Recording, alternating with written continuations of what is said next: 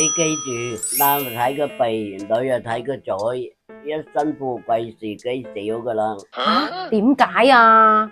我話你知啦，個鼻管到菜白宮，要富貴個，咁就代表官運好，加得過啦。咁點樣個鼻為之好呢？個鼻大就好啦，個鼻有肉啊。民間有嘅識人術，男看鼻，女看嘴，一生富貴是非少。意思即係話男子嘅命運可以睇個鼻嚟判斷，而女子可以通過睇個嘴嚟獲到一啲信息。咁一齊嚟睇下古人係點睇咯。嗱，先講下男看鼻。咁古人經常話富貴在天，男看鼻，女看嘴。古時候嘅人睇一個男子嘅面相，往往係會從呢個男人嘅鼻開始睇嘅。咁鼻喺五官喺面相裏面叫做財帛宮，呢個象徵係代表咗自我意識，亦都係社會關係嘅象徵。嗱，喺封建社會嘅迷信之下，咁老百姓就認為鼻位於五官正中間，俾其他五官圍繞住，代表嘅係卓越同埋權力地位嘅象徵。所以你見到老一輩嘅人揀女婿嘅時候，就會好睇重對方嘅鼻啦。咁點睇先係啱呢？第一種就係鼻大有肉，呢一種人通常係豁達開朗，為人正直厚道，一般係好有福氣嘅，前程似錦，財運亨通咁話。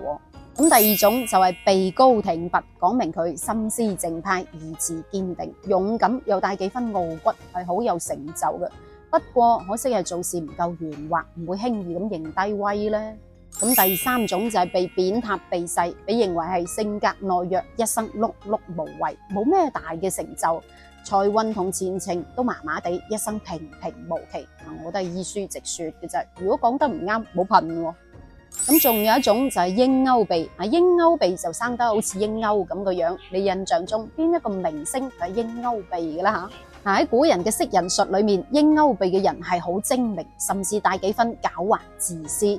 亦都有人認為喺視覺上面睇鷹鈎鼻嘅男人會俾人一種唔係咁容易親近嘅感覺。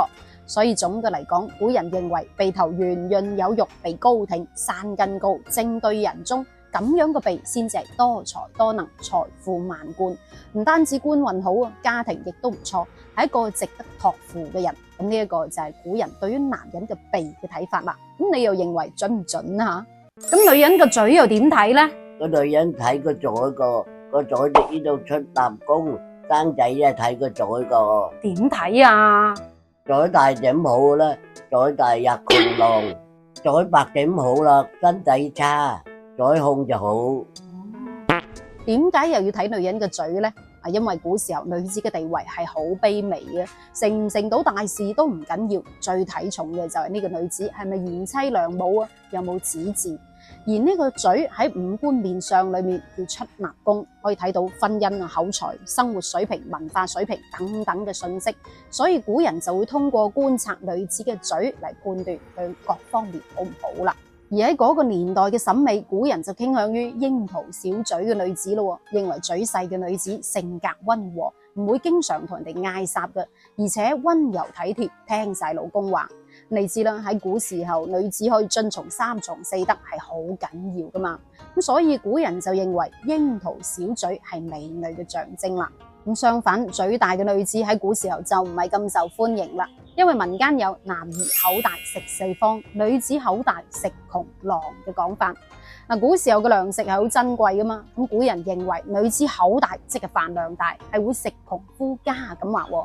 仲有一種講法係話，古人認為古時候女子口大嘅話，即係好中意講是講非嘅，係一個長舌婦，甚至性格潑辣，唔夠內斂，咁樣嘅女子係會好容易同人哋發生爭執。所以按照古人嘅審美係傾向於櫻桃小嘴嘅。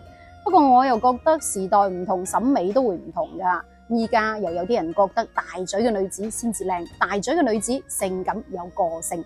咁你又覺得大嘴好睇定係小嘴靚呢？吓，仲有嘴唇薄嘅，被認為係薄情、刻薄、勢利；咁嘴唇厚嘅，重情義、複雜深厚，好日子喺後頭。嘴角上揚，一睇就知經常笑，為人比較樂觀啦。咁嘴角向下，一睇就知心事重重，好多嘢諗。仲有人認為，如果嘴唇遮唔住牙齒嘅話，財運就麻麻地咁話。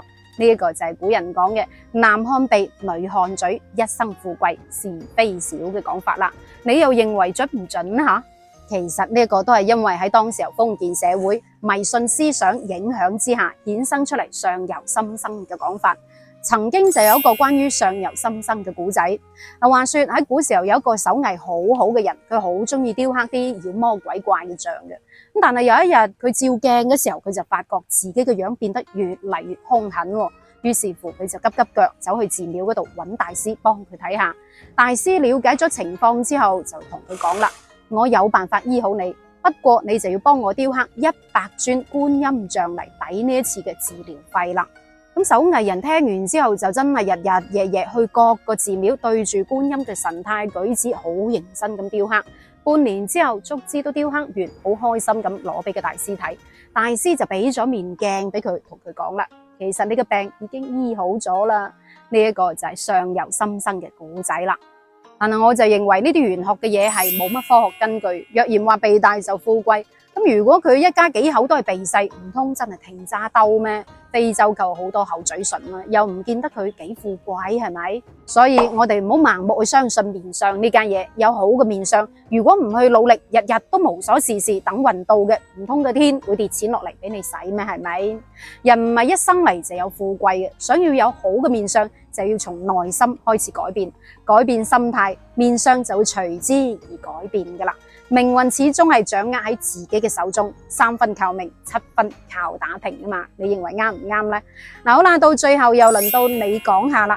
你認為一個人富唔富貴，最緊要睇邊方面呢？你又點睇老祖宗講嘅男看鼻，女看嘴呢句說話呢？底下留言，我哋評論區見，下一期再見，拜拜。